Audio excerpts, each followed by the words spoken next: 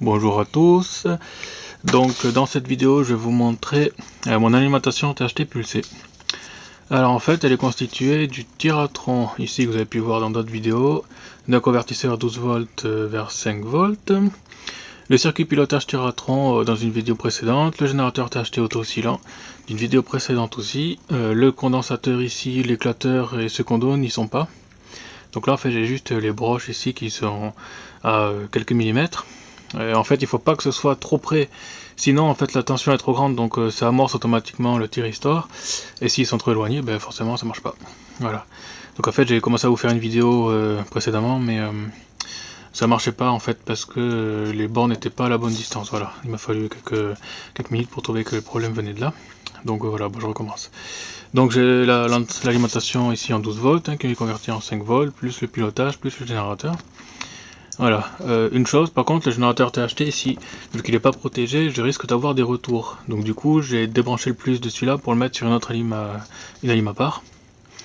Voilà. Donc là on retrouve le système que j'ai intégré dans un boîtier de PC. Voilà, parce que c'est pratique, on peut mettre des ventilateurs, on peut mettre plein de trucs, c'est sympa. Voilà, donc physiquement ici on a notre Tiratron, ici c'est un beau bébé. Qui peut supporter 10 000 volts et 2 ampères et demi.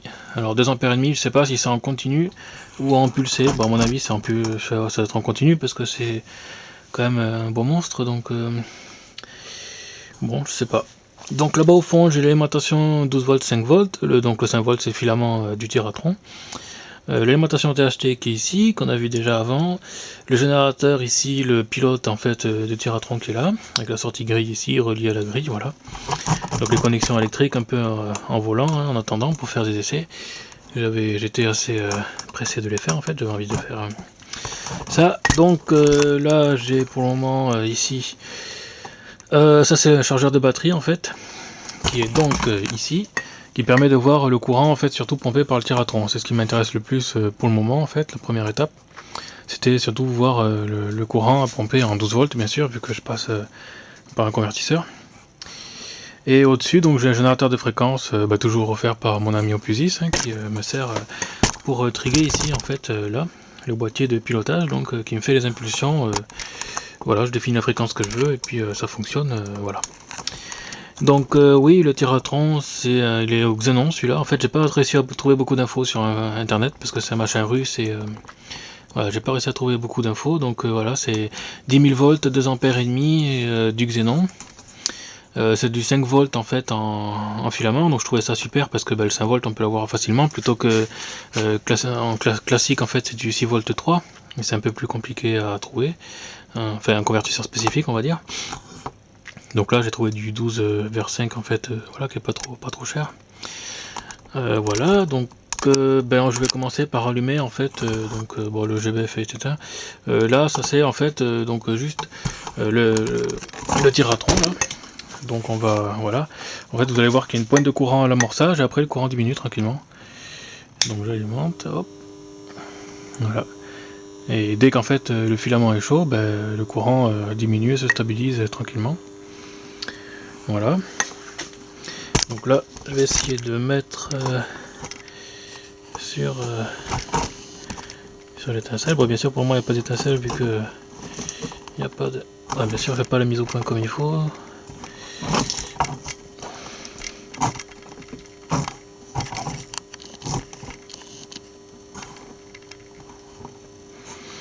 Pas si on va beaucoup voir, voilà, en fait faut pas être trop près, pas être trop loin, sinon ça marche pas.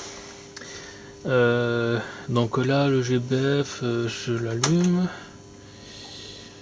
je le cale à 1 Hz, comme ça on verra bien en fait la fréquence, et puis j'allume la THT.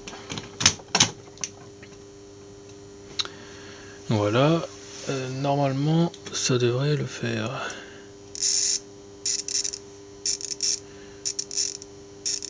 Voilà, alors en fait, il faut être à la bonne distance, vu que je passe par un système, voilà. Donc là en fait c'est du Hertz, hein, je sais pas si on voit beaucoup.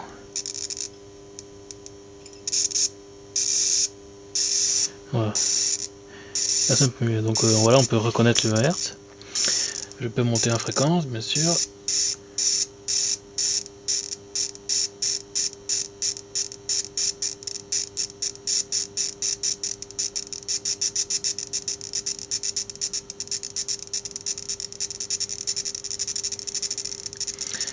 Là je peux monter, en théorie je pense que je peux atteindre 1 kHz en fait avec un montage au xénon, mais je sais pas, voilà, là je suis à 30 Hz, bon, donc après il faudra tester sur le long terme, j'ai pas mal d'essais à faire, mais vu que j'ai pas de son THT, je peux pas en fait voir si la fréquence correspond bien, voilà, bien sûr à Hertz c'est bon, hein, c'est sûr, mais si je monte après au-delà de 10 Hz par exemple, c'est impossible à savoir vraiment quelle est la fréquence. Ou alors il faut que je mesure en fait le son, et puis que j'extrais le son sur le PC pour voir. Donc voilà, bon, je verrai plus tard ça. Donc ces premiers essais sont concluants. Voilà, à part que, bon après si on a le fil qui est trop près de l'anode, il arrive un moment où la THT est trop forte et du coup ça amorce tout seul. Ouais, bon j'arrive pas à... Bon c'est assez délicat mais bon. Donc voilà, on peut monter. Après je peux régler 1 kHz mais voilà, en fait on sait pas trop ce qui se passe. À mon avis là c'est pas 1 kHz mais je sais pas, en fait on voit pas. Je peux pas voir ce qui se passe exactement là.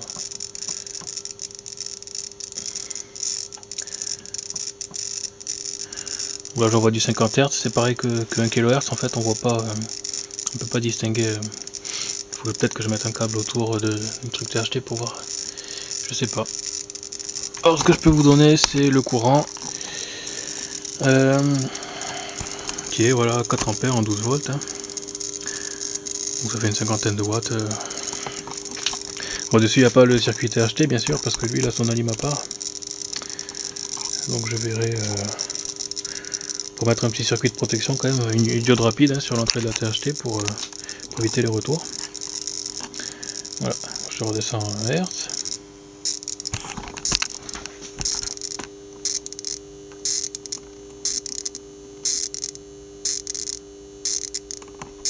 Voilà. Voilà, donc pour le moment c'est un montage qui fonctionne, à condition de ne pas dépasser la tension limite bien sûr. Donc voilà. J'ai prévu des connecteurs là pour ajouter le ventilateur qui est là-haut. Mais là il fait un peu de bruit en fait, donc du coup je l'ai débranché pour la manip. Voilà. Alors je vous remontre le schéma vite fait. Le schéma du système complet. Après pour connaître les différents éléments en détail, il vous faudra regarder les autres vidéos et écouter les explications que je donne dans les autres vidéos. Voilà. Donc le 12 volts qui est converti en 5 volts d'une part pour le filament et puis voilà. Donc la cathode est reliée bien sûr à la masse en permanence. Hein. Donc le circuit pilotage Tiratron et puis générateur THT auto-oscillant. Voilà. Bon c'est simple comme système en fait, il faut assembler les éléments et puis voilà quoi. Bon, et voilà. À plus.